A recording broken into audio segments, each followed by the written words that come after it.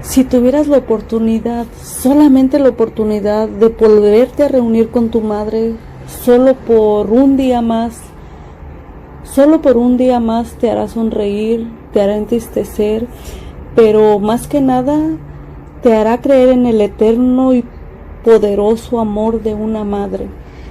Deseo y te gusta. Déjame adivinar, tú quieres saber por qué intenté suicidarme. ¿Quieres saber cómo sobreviví? ¿Por qué desaparecí? ¿Dónde anduve todo este tiempo? Pero antes que nada, ¿quieres saber por qué intenté suicidarme? ¿No es cierto? No hay problema. Todos quieren saber lo mismo. Se comparan conmigo. Es como si hubiera una línea divisoria en el mundo. Si uno nunca la cruza, nunca piensa en arrojarse de un edificio o en tragarse un frasco completo de pastillas. Pero si uno la cruza, entonces todo parece posible. La gente supone que he cruzado esa línea. ¿Iré tan lejos como él?, se preguntan. La verdad es que no existe tal línea. Lo único que existe es tu vida, los problemas en los que te vas metiendo y las personas que están ahí para salvarte o las que no están. Al volver la vista atrás, siento que lo peor empezó el día en que murió mi madre hace 15 años. Yo no estaba presente cuando esto ocurrió, pero tendría que haber estado. A falta de una excusa válida, mentí. Mala idea. Un funeral no es un lugar para mentiras ni secretos. De modo que allí estaba yo, plantado junto a su tumba, tratando de expiar mis culpas, cuando mi hija de 14 años me tomó de la mano y murmuró: «Siento mucho, papá, que no hayas tenido la posibilidad de despedirte de ella». Fue entonces cuando me quebré, caí de rodillas llorando y me manché los pantalones con el césped mojado. Después del funeral me emborraché tanto que terminé medio desmayado en un sillón, y a partir de ese instante algo cambió radicalmente. Un día pude quebrar tu vida en dos, y al parecer aquel día estaba quebrando mi vida para siempre. De niño, mi madre me había colmado de atenciones, consejos, críticas y regaños, lo típico de las madres que asfixian a sus hijos. Hubo momentos en que deseé que me dejara tranquilo. Ahora lo hacía. Estaba muerta y me dejaba en paz. No más visitas, no más llamadas telefónicas. Y sin darme cuenta, empecé a naufragar como si me hubiese arrancado las raíces, como si flotara a la deriva en un río. Las madres alimentan ciertas ilusiones acerca de sus hijos, y una de estas ilusiones era que yo me amaba mucho, puesto que ella me amaba mucho. Con la muerte de mi madre, esa idea murió. La verdad es que no me amaba a mí mismo en absoluto. En el fondo me veía como un joven y promisorio deportista, cuando en realidad yo no era ni joven ni deportista. Me había convertido en un vendedor de mediana edad. Mis tiempos de ser una promesa habían pasado hacía mucho. Un año después de que muriese mi madre, tomé la peor medida financiera que podía haber tomado. Dejé que una vendedora me convenciera de las bondades de ciertos riesgos que consistían en la compra de acciones. Lucía, joven, hermosa y risueña, en aquel pequeño traje con 2 botones estratégicamente desabrochados.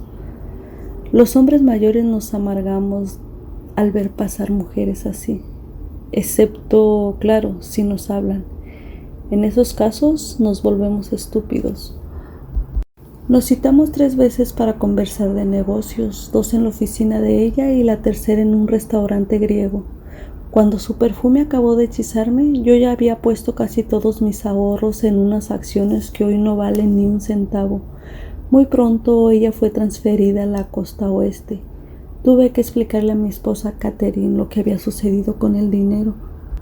A continuación me puse a beber todavía más. Los deportistas de mi época bebían, y esto acabó siendo un inconveniente porque me despidieron de 2 empleos como vendedor, y el hecho de ser despedido hizo que siguiera bebiendo. Dormía muy mal, comía muy mal. Era como si envejeciera sin moverme. Cuando encontraba un trabajo, Llevaba en los bolsillos enjuague bucal y gotas para los ojos, y me precipitaba al baño antes de ver a un cliente con el propósito de hacerme presentable. Los fines de semana dormí hasta bien entrada la tarde. El dinero se volvió un problema. Catherine y yo discutíamos al respecto constantemente. Al poco tiempo, nuestro matrimonio se derrumbó. Mi mujer se cansó de todas mis miserias y yo no puedo culparla. Cuando te desagradas a ti mismo, te vuelves desagradable para los demás, incluyendo a la gente que amas. Una noche, Catherine me encontró desmayado en el sótano con los labios partidos y un guante de béisbol sobre el pecho. Casi enseguida dejé a mi familia, o en realidad ellos me dejaron a mí. Todavía me siento avergonzado de eso. Me mudé a un apartamento, me volví antipático y distante, evitaba a todo el mundo, salvo a quienes bebían conmigo. Si hubiera estado viva, mi madre tal vez habría sabido qué decirme, porque era muy buena consejera y acostumbraba a abrazarme y murmurar: «Vamos, hijo, cuéntame lo que te pasa». Pero ella ya no estaba, y eso ocurre cuando tus padres mueren. Sientes que en vez de pelear de la mano de alguien que te apoya, ahora debes de pelear solo. De modo que una noche a principios de mayo decidí matarme. Tal vez te sorprenda, tal vez pienses que los hombres como yo, los que jugamos una serie mundial, nunca caemos tan bajo ni pensamos en el suicidio, porque en el fondo hemos hecho realidad un sueño o algo por el estilo. Lamento informarte que no es así. Lo que sucede cuando tu sueño se hace realidad es que poco a poco te das cuenta de que no eres tal como lo imaginabas y que este sueño no podrá salvarte. Si algo acabó conmigo, si algo me empujó al abismo, fue el matrimonio de mi hija. Ella tenía escasos 22 años y mi hija se casó un día por la tarde con un muchacho maravilloso. Y es todo lo que sé, porque es todo lo que ella me escribió en una carta muy escueta que llegó a mis manos pocas semanas después de su ceremonia. Según parece, a causa de mis borracheras, depresiones y frecuentes malas conductas, yo me había convertido en un ser vergonzoso, una persona que podía echar a perder a una reunión familiar. Como compensación, recibí esa carta con 2 fotos de mi hija y de su flamante esposo, tomados de la mano y de pie bajo un gran árbol, más otra foto de la feliz pareja brindando con champán.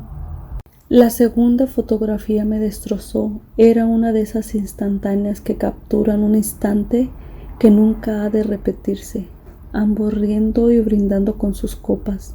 Tanta inocencia, tanta juventud, tanto tiempo transcurrido. La foto parecía reprochar mi ausencia y tú no estabas allí. Al muchacho ni siquiera lo conocía, pero mi exmujer sí, mis viejos amigos sí, y tú no estabas allí. Una vez más había faltado a un momento clave para mi familia. En esta ocasión, no obstante, mi hija no podía tomarme de la mano y consolarme. Ahora pertenecía a otro hombre, ya no se me consultaba, solo se me notificaba. Miré el sobre, traía su nuevo apellido, pero no llevaba dirección, de manera que algo se hundió dentro de mí tan profundamente que ya no lo pude recuperar. Tras sentir que has sido expulsado de la vida de tu propia hija, uno siente como si lo hubiesen puesto tras una inmensa puerta de acero. Puedes golpear y golpear, pero nadie oirá. Y no ser oído está a un paso de darse por vencido, y darse por vencido está a un paso del autoabandono y el suicidio, y de modo que lo intenté. ¿Qué sentido darle a todo lo ocurrido? O más bien, ¿qué diferencia hacía que yo siguiera vivo o no? La carta de mi hija llegó un viernes, lo que me dio un buen pretexto para emborracharme todo el fin de semana, del que recuerdo muy poco. El lunes por la mañana, pese a una ducha larga y fría, llegué 2 horas tarde a mi trabajo. Una vez en la oficina, duré allí menos de 45 minutos. Mi cabeza palpitaba. El lugar parecía una tumba. Me metí en la sala de fotocopias, luego en el baño, luego en el ascensor, sin chaqueta ni maletín, de tal forma que si alguien se percataba de mis movimientos, estos parecieran normales y no una huida organizada. ¡Qué estupidez! A nadie le importa nada. La enorme empresa con montones de empleados podía sobrevivir sin mi presencia y de inmediato lo supe con claridad, ya que esa caminata del ascensor al estacionamiento fue mi última acción como empleado. Casi enseguida llamé a mi exmujer. La llamé desde un teléfono público.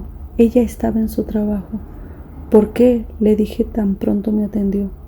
¿Chick? ¿Por qué?, repetí. Había tenido 3 días para que mi ira se convirtiera en pánico y eso era todo lo que atinaba a decir. 2 palabras. ¿Por qué?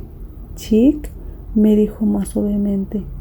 Ni siquiera recibí una invitación. Fue idea suya. Pensaron que era... ¿Qué era qué? ¿Más seguro?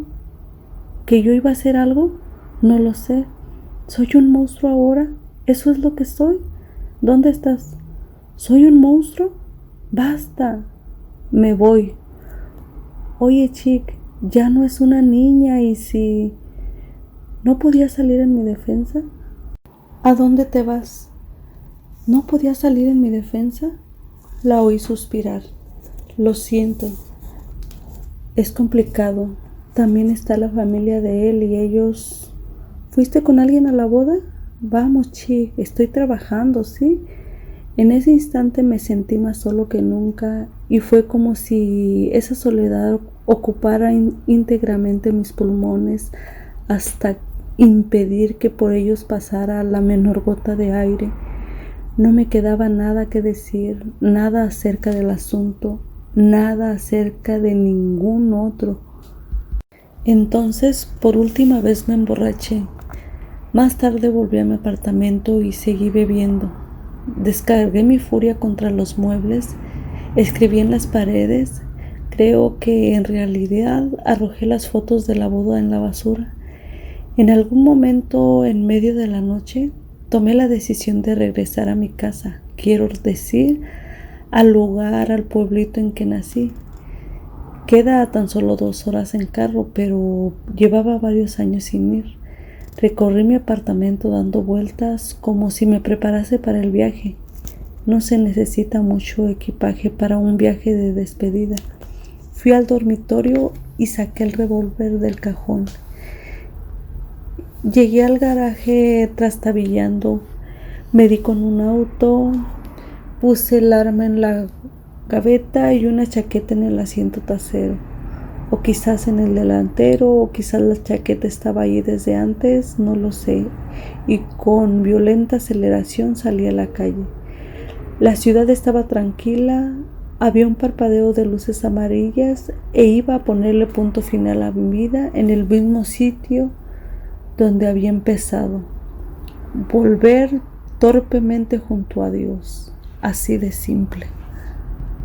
Hacía frío y lloviznaba, pero la carretera estaba desierta, así que pude usar sus 4 carriles, pasando de uno a otro sin cesar.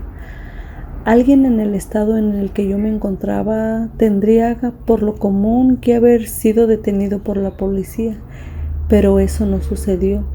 En un momento hasta hice un alto en una de esas tiendas abiertas toda la noche y le compré 6 cervezas a un chico asiático de bigote muy delgado. Un billete de lotería me ofreció. Con los años había logrado perfeccionar un aspecto presentable para cuando estaba borracho, así que logré pronunciar una respuesta que pareciera reflexiva. Por ahora no, gracias. El chico puso las cervezas dentro de una bolsa. Me topé con su mirada, con sus ojos apagados y oscuros, y pensé, este es el último rostro que veré en esta tierra. Mientras tanto, él había dejado el cambio encima del mostrador. Cuando por fin vi el cartel con el nombre de mi pueblo, 2 de las cervezas ya habían desaparecido y una se había derramado en el asiento del copiloto. Los limpiabrisas caían con golpes pesados. Yo luchaba para no dormirme. Debo de haber estado en un sueño tan pesado. De pronto, dos grandes luces me enceguecieron, dos luces como dos inmensos soles. Se oyó la bocina de un camión, luego un impacto violento y finalmente mi carro pasó volando por encima de un terraplén y aterrizó en una pendiente enorme y dura. Había vidrios por todas partes y latas de cerveza rebotaban aquí y allá. Me agarré al volante mientras el carro se mecía sin parar. No sé cómo encontré la manija de la puerta, intenté abrirla y recuerdo, jirones de cielo negro y de hierba verde, a lo que sobrevino el ruido de algo como un trueno y una cosa sólida y alta me aplastó. Al abrir los ojos yacía sobre la hierba mojada. Mi carro había quedado semienterrado bajo un cartel, ahora destruido, con la publicidad de un concesionario de la Chevrolet, contra el cual al parecer me había estrellado. En uno de esos curiosos casos de la física, debí salir expulsado del vehículo antes del impacto final. No puedo explicarlo. Cuando quieres morir te salvas. ¿Quién puede explicar algo así? Lenta y dolorosamente me puse de pie. Mi espalda estaba empapada de sudor, me dolía todo. Aún lloviznaba, pero reinaba la calma, excepto por el ruido de los grillos. En general, llegando a este punto uno dice, tuve suerte de salir vivo, pero yo no podía decir eso. Contemplé la carretera. Entre la niebla divisé el camión semejante a un corpulento barco naufragado con su cabina que parecía un cuello decapitado. ¿Qué había sido del conductor? ¿Estaba vivo? ¿Herido? ¿Sangraba? ¿Respiraba? Un hombre valiente, desde luego, habría trepado la colina para averiguar lo que había ocurrido. Pero el coraje no fue mi punto fuerte en aquel momento. Por lo tanto, no lo hice. En cambio, me enderecé, giré y anduve hacia el sur en dirección a mi pueblo natal. No es algo de lo que me enorgullezca, pero tampoco fue algo premeditado. Actuaba como un zombi, como un robot, incapaz de preocuparme por otras personas, ni siquiera por mí mismo. Me olvidé de mi auto, del camión, del arma, dejé todo detrás. Mis zapatos crujían en la grava y en ese instante me pareció que los grillos se reían. No puedo decir cuánto tiempo caminé, lo suficiente para que dejase de llover y el cielo empezara a teñirse con los primeros colores del amanecer. Por fin llegué a las afueras de mi pueblito. En pueblitos como el mío, subirse a las torres de agua era un rito muy frecuente. Con mis compañeros de béisbol solíamos escalar hasta esta torre los fines de semana, con varias latas de pintura en aerosol atadas a nuestra cintura. Ahora volví a encontrarme frente a esta torre, solo que mojado y viejo, lastimado y borracho, y tal vez asesino. Debo agregar, o al menos eso sospechaba porque no había vuelto a ver el conductor del camión. En cualquier caso, no me importaba, porque el acto que me disponía a cumplir era totalmente insensato. Decidido como estaba a que ese fuese la última noche de mi vida. Llegué al pie de la escalera y empecé a subir. Me llevó un rato alcanzar el tanque de agua. En cuanto lo hice, me dejé caer, respirando pesadamente, falto de aire, y en el fondo de mi cerebro, confuso y atontado, una voz me regañaba por estar en tan mal estado físico. Miré los árboles abajo. Tras ellos vi el campo de béisbol donde mi padre me había enseñado a jugar. La imagen me evocó tristes recuerdos. ¿Qué pasa con la niñez que nunca te abandona, ni siquiera cuando estás tan destruido que te cuesta creer que una vez fuiste niño? El cielo se iba iluminando. El canto de los grillos se hacía más potente. De súbito recordé cuando la pequeña María dormía en mi pecho, tan diminuta que podía acunarla con un solo brazo. Recordé su piel con olor a talco, pero enseguida me vi interrumpido en su casamiento mojado y sucio.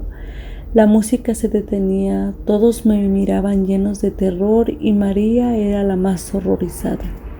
Incliné la cabeza, nadie me echaría de menos. Retrocedí 2 pasos, tomé carrera, salté por encima de la barandilla y caí al vacío. El resto es inexplicable. ¿Dónde caí? ¿Cómo y por qué sobreviví? No lo sé. Solo recuerdo haber dado 1000 vueltas, haber recibido un golpe, haber rozado e impactado contra diferentes cosas, haber volado por los aires y para terminar un gran estruendo final. Las cicatrices en mi rostro estimo que se deben a eso. Al abrir los ojos me rodeaban trozos de árbol recién caídos. Una piedra me comprimía el estómago y el pecho. Alcé la frente y vi el campo de béisbol de mi juventud, bajo de la luz matutina, y las 2 casetas y el montículo del lanzador. Y también vi a mi madre, fallecida hacía pocos años.